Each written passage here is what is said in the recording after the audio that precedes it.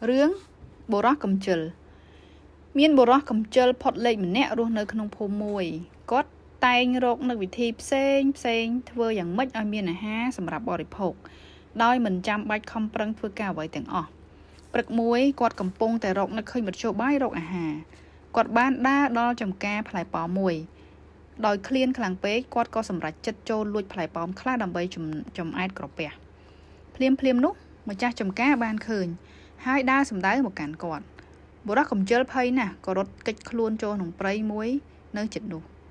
ក្នុងព្រៃគាត់បានឃើញឆ្កែចចកចំណាស់មួយក្បាលមានតែជើងពីរហើយគាត់ឆ្ងល់ថាតើសត្វចចកនោះរកចំណីចិញ្ចឹមជីវិតដោយរបៀបណាបើវាមានជើងតែពីរអញ្ចឹង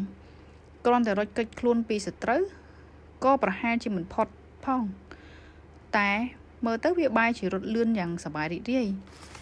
លើវាស្មៅខ្ចីនេះទៅវិញភ្លាមនោះគាត់បានឃើញសត្វតោមួយក្បាលដើរសម្ដៅមកកាន់ចចកមាត់វាមានពណ៌បំណែកសាច់ខ្លះ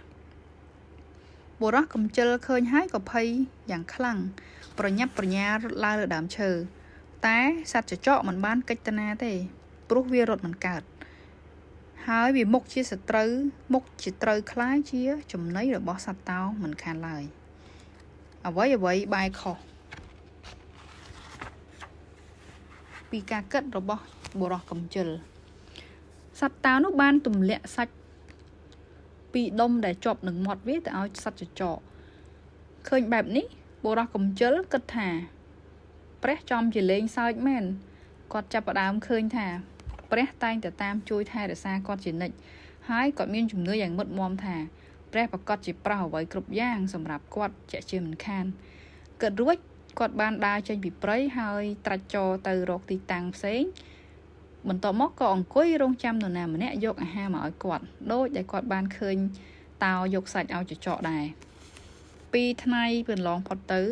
គ្មានឃើញនរណាមកជួបគាត់សោះ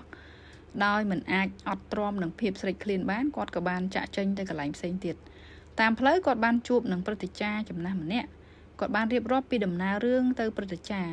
ហើយសួរថាអោលោកមានកតេបណ្ឌិតអើយព្រះបានបង្ហាញមេត្តាធម៌ទៅកាន់សត្វចចកតែហេតុអ្វីក៏មិនប្រទានធម៌មកឲ្យខ្ញុំផងព្រឹទ្ធាចារ្យបានតបវិញថា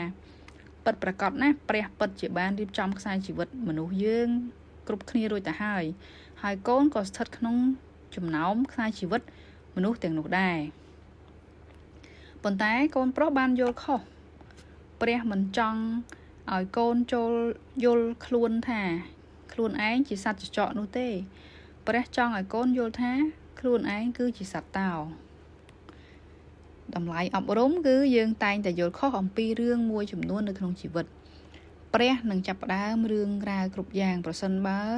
អ្នកមានអេរិយាបថសមរម្យចូលរៀនសម្លឹងមើលអ្វីដែលក្នុងភាពវិជ្ជមាន